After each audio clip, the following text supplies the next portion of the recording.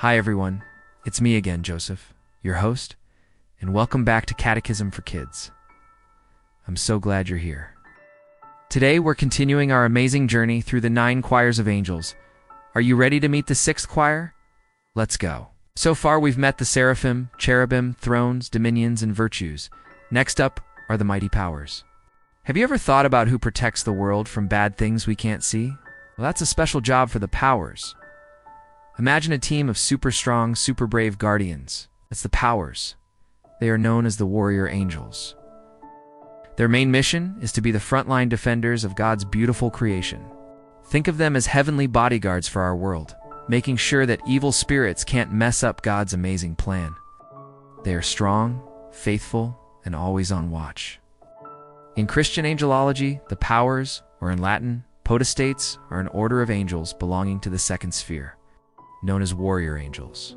They have the crucial task of maintaining order and preventing evil forces from causing chaos in the physical world. Let's take a look deeper at the role and function of the powers. The powers are the cosmos's frontline defense, directly engaging in spiritual warfare to protect humanity and the world. Number 1, they are guarding creation. The powers are essentially celestial border patrol agents, standing guard between heaven and earth to prevent demonic intrusions and chaos. They ensure the cosmos remains in order by guarding the pathways between the two realms. Number 2, the powers are fighting evil. They battle against evil spirits that seek to disrupt and corrupt humanity. This role is vividly portrayed in biblical accounts of heavenly warfare. Number 3, they are influencing humans. Some traditions suggest the powers oversee the distribution of power among humankind and serve as bearers of conscience. They can send warnings to people when evil is at work. The existence and nature of the powers are primarily derived from the New Testament writings of St. Paul. In Colossians 1:16, "For by him all things were created, in heaven and on earth, visible and invisible, whether thrones or dominions or principalities or powers, all things were created through him and for him." The Bible, in the book of Ephesians chapter 3 verse 10, his intent was that now, through the church, the manifold wisdom of God should be made known to the rulers and authorities in the heavenly realms. The term authorities here is interpreted by theologians to refer to the powers. Talks about our struggles not being against people, but against principalities and powers of darkness. This tells us there's a spiritual battle happening, and that's exactly where the powers step in. They fight these battles for us, protecting us and helping us stay on the right path. In 1 Peter chapter 3 verse 22, it also mentions angels and authorities and powers being subjected to Christ. Here are some symbolic representations of the powers. Unlike the higher-ranking angels, who are often portrayed in terms of light and glory, the powers are typically depicted with a more martial appearance, reflecting their role in spiritual warfare. Armor and weapons. They are often shown as soldiers wearing armor and helmets, equipped with shields, spears, or chains to bind demons. Bearers of conscience.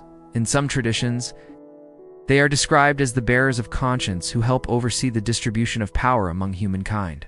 So how do they fit in with the other angels? Well, remember, the dominions give the orders, and the virtues carry them out, especially with miracles in nature. The powers are right there with them, protecting the work of the virtues and making sure nothing gets in the way. Like I mentioned just now, they're like celestial border patrol agents, guarding the pathways between heaven and earth to keep out chaos and darkness. The powers don't just fight big battles, they'll also help us personally. They are like bearers of our conscience. Maybe you can relate them to Jiminy Cricket. That helps Pinocchio in distinguishing between good and evil. Sometimes when you get that little feeling inside that warns you away from doing something wrong, that could be a power sending you a little nudge, a warning that evil is trying to trick you. They remind us that we need to choose good over evil. Interestingly, some theologians believe that when some angels chose to turn away from God, a number of them came from the choir of powers. This might seem sad, but it actually shows us why the faithful powers are so incredibly strong and dedicated. As a result, the loyal powers know firsthand how tricky evil can be, so they fight even harder to protect us and defend God's goodness. They are tirelessly vigilant against the same darkness that once tempted their own ranks. The powers show us something so important. God is stronger than any evil. We are never, ever alone in our fight against temptation or sin. God gives us His warrior angels the powers to protect us, strengthen us, and guard our souls. They are a powerful reminder of God's love and His constant protection over us. So whenever you feel scared or tempted to do something you know is wrong, remember the powers. Ask for their help. They're God's mighty warriors, ready to defend you and help you stay close to Him. Thanks so much for joining me today to learn about the incredible powers. It's amazing to know we have such strong protectors on our side. I can't wait to see you next time as we continue exploring the choirs of angels. Don't forget to like this video and subscribe so you don't miss our next lesson. Bye for now, and see you next time. May the Lord bless you and keep you always.